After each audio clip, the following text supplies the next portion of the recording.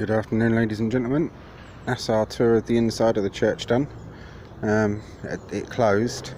I went live on my Facebook page, but done about a 12-15 minute live, but they was closing. I didn't realise what time it was.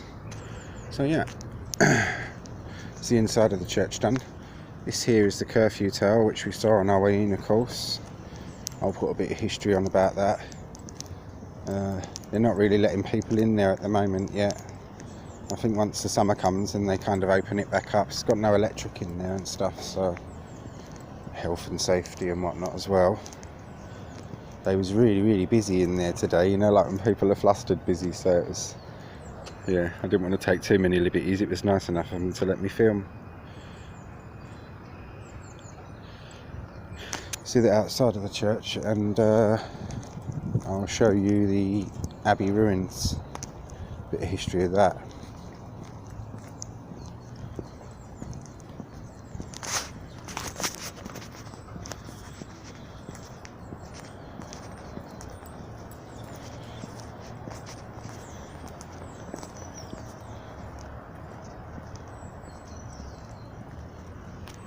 Parsons family, all that lot, they're there.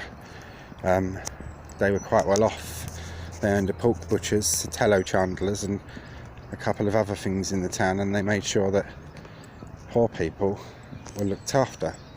This was before the welfare state. They're very well thought of, they were, the Parsons.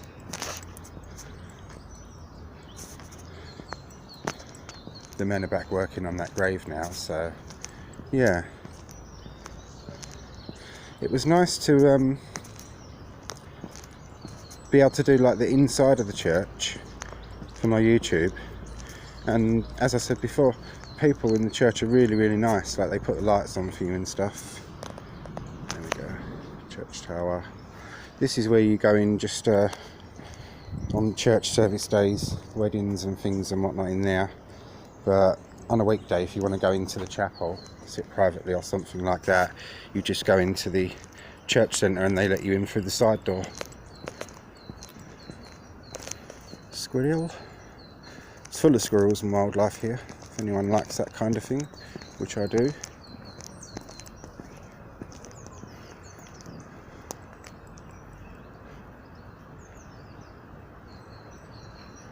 And stained glass really just does look so boring from the outside, doesn't it? But when you get inside and the light goes through it, it's very nice.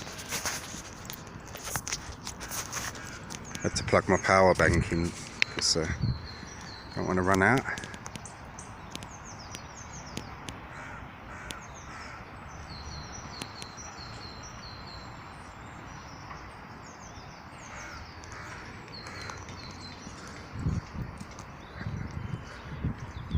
I'll give you a little smidge of my own family history, which was, people were from so long ago, it's not going to affect anyone or annoy anyone.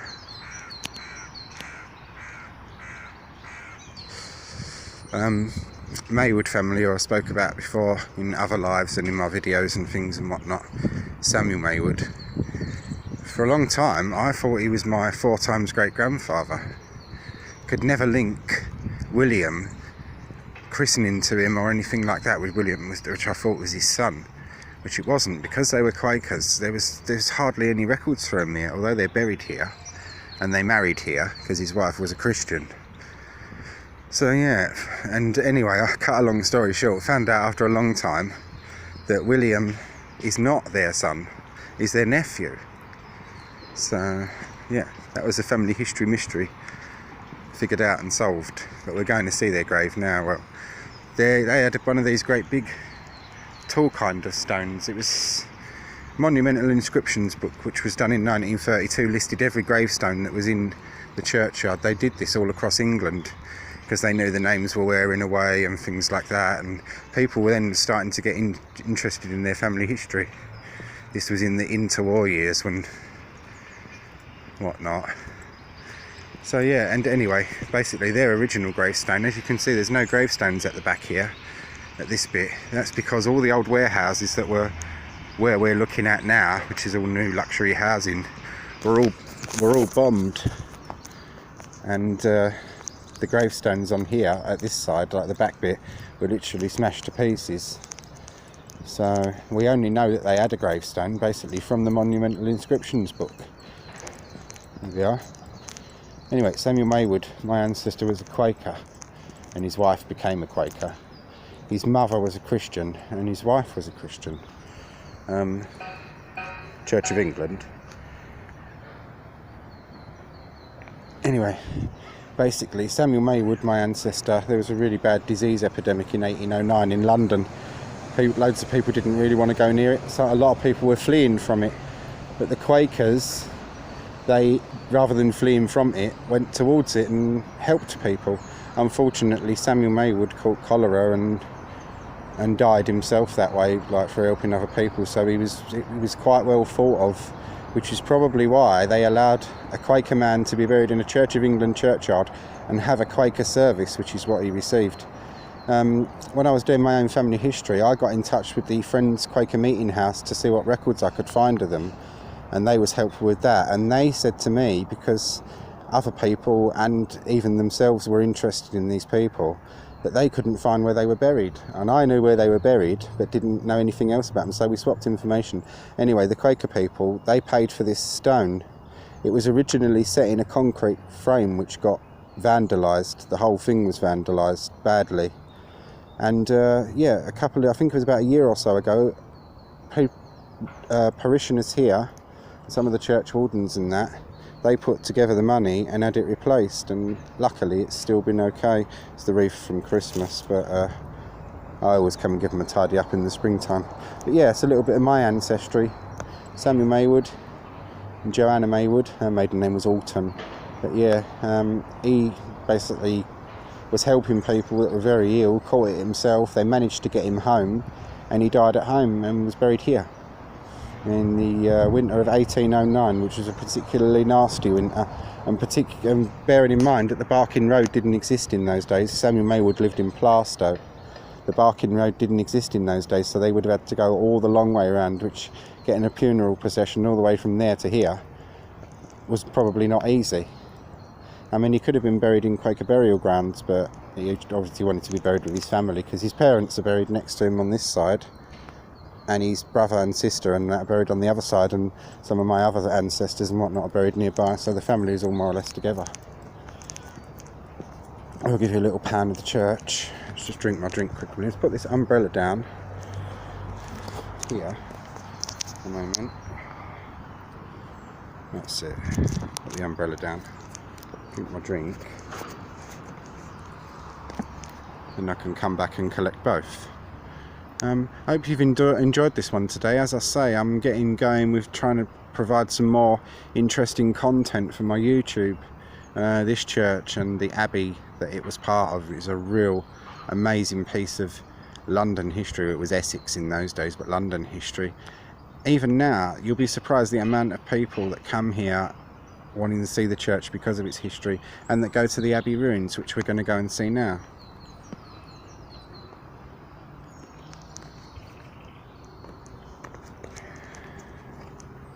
So that's my drink gone. I hope they've not taken the bins away in here, because I need to get rid of this drink bottle.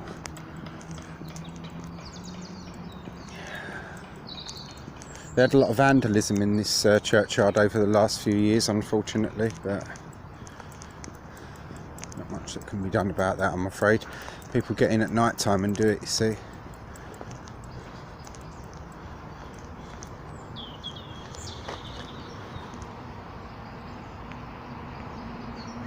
There used to be a bench there, but someone set fire to it, so there's no longer a bench there. Unfortunately, this area, like a lot of areas, has become a bit of a shit pit. Pardon my language. But what we're going into now are the ruins of Barking Abbey. And we're going to go and visit the last resting place of two saints and I think it's the wife, sister or niece, can't remember which, of a king. I'm going to get rid of my drink bottle in this bin, and thence we shall go. These are the foundation walls of the Abbey. This was all set out and laid out years and years ago, but for a long time it was just derelict ground. When Henry VIII closed the abbeys, this one, the riches, and it was very rich, were stripped from it. All the movable commodities and stuff were stripped out quick, and then the buildings themselves became profitable as stone quarries, where you could go and roll up with dozens of carts and buy as much stone as you want to build whatever you wanted. And that's what happened to this place, hence why it came down so quickly.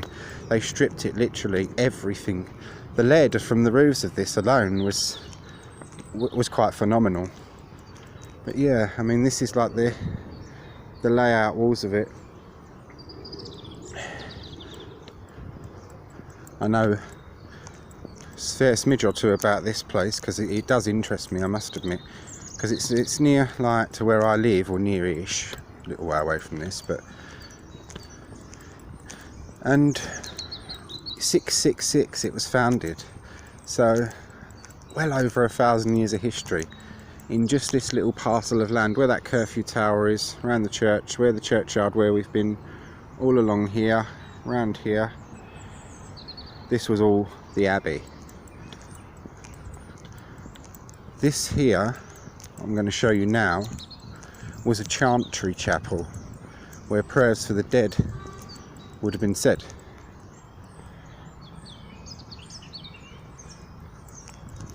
And the stone remnants of the altar are one of the only bit of the abbey itself to have been left alone, really. When the churchyard had to be defined and laid out, they did that with the stones from the abbey. But up here, it always has a very unpleasant feeling for some reason.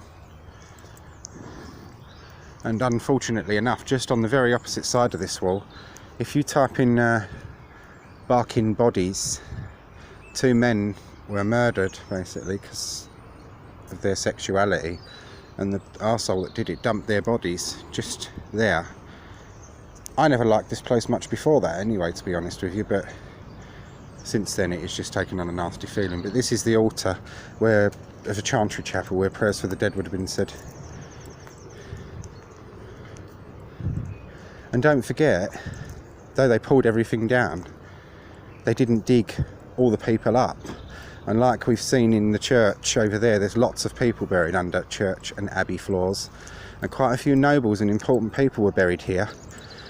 In some cases, the relatives petitioned and were successful in some abbeys and whatnot. I don't know if that was the case here, of having their relations removed from abbeys that were to be taken down and put into parish churches. And Thomas Cromwell, who everyone blamed for this, would become a very hated man, the Duke of Norfolk. Because the Duke of Norfolk, I think it was Sion Abbey or something like that, where his relatives were buried, was to be pulled down. And the Duke of Norfolk said, can't it be spared and turned into a college like some other things were? And Thomas Cromwell hated Norfolk and said no, no, no. So Norfolk had to have his relatives dug up and moved into a new place, and he never forgave it, and he got him back. Got him back big time. This is the Lady Chapel, Chapel of Our Lady, where there would have been an altar to the Virgin Mary. Now what we're going to go and see, and I will take my hat off. It's stopped raining now, luckily, which is very nice.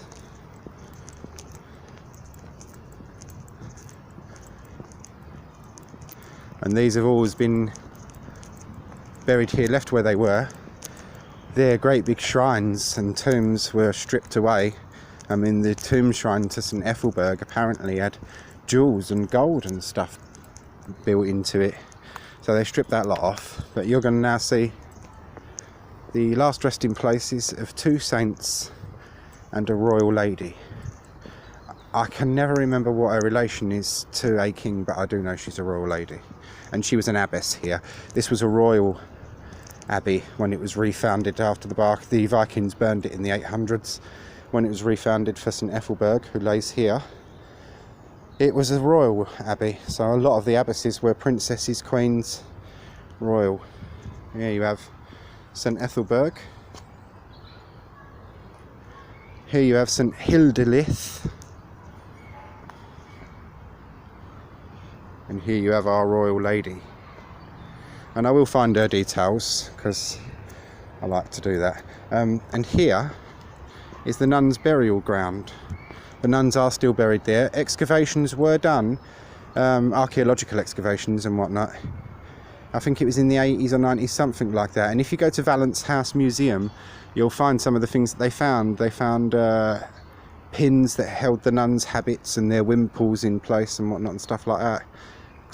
They weren't really buried with very much religious people, so there weren't a great deal of grave goods. But yeah, and to this day Catholics still come here and pray. There's a priest that, because there is a a Catholic church in Barking now. I don't know what it's called, but it's a Catholic church. It's a newer one. Interestingly enough, all its bells are outside the church on a wooden frame type thing. Very interesting to him go. But yeah, the priest of there often comes here and prays. And what we're going to go and see now is, I'll walk along the edge of the burial ground, not over it. But yeah. So you've got the 3 tombs there, and they would have been like what you've seen of Prior Rahere's tomb at St Bartholomew the Great, but much more splendid and magnificent, bearing in mind that they were saints. But their remains are still there. Henry VIII had links to this abbey for his grandfather. Jasper Tudor and Edmund Tudor, who were brothers, were raised for a while here, and I only found this out today. Henry VIII himself visited the abbey and the very church that we were in earlier. So maybe he spared some of it for whatever reasons, but he literally robbed the place blind. And then they pulled it down stone by stone and sold the stone, and it became a stone quarry, as I said. They made every profit out of every last dreg, and it was Cromwell's idea really. The reason of it was Henry VIII wanted a divorce from Catherine of Aragon. The Pope wouldn't give it to him, so Henry VIII decided to cut the Pope off from the Catholic Church in England as it was, which he did at first, and then Cromwell happened on the idea of all these places are really, really wealthy. If you get rid of them and take everything they've got, but say you've done it because they were corrupt and they were this and they were that, you'll have everything that they've got. And he made himself a very, very wealthy man, did Henry VIII. And Cromwell and a lot of other people profited a lot from this. The nuns and monks were turned out and given pensions. Some nuns and monks fought and wouldn't go, like at St Bartholomew the Great, at the Priory there, at Charterhouse, there, they fought and they wouldn't go, and they paid for that with their lives, I'm afraid. But all the monks and nuns here, well, nuns, there weren't no monks, it was a lady's house, they all just left. The last abbess, I can't remember what her exact name was, but I think it was Dorothy something. We'll find that out.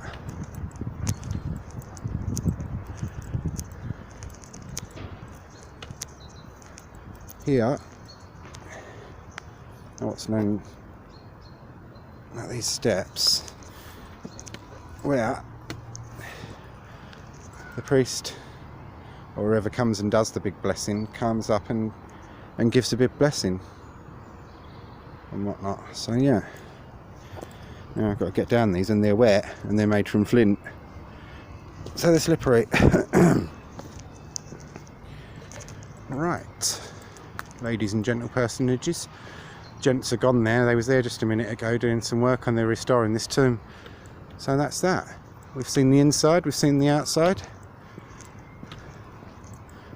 I'll show you where these 2 poor men, I don't think they lost their lives, I think he just dumped the bodies here, where it was, and no one sits here now, no one, because it's got, oh, yeah, nasty, poor fellas.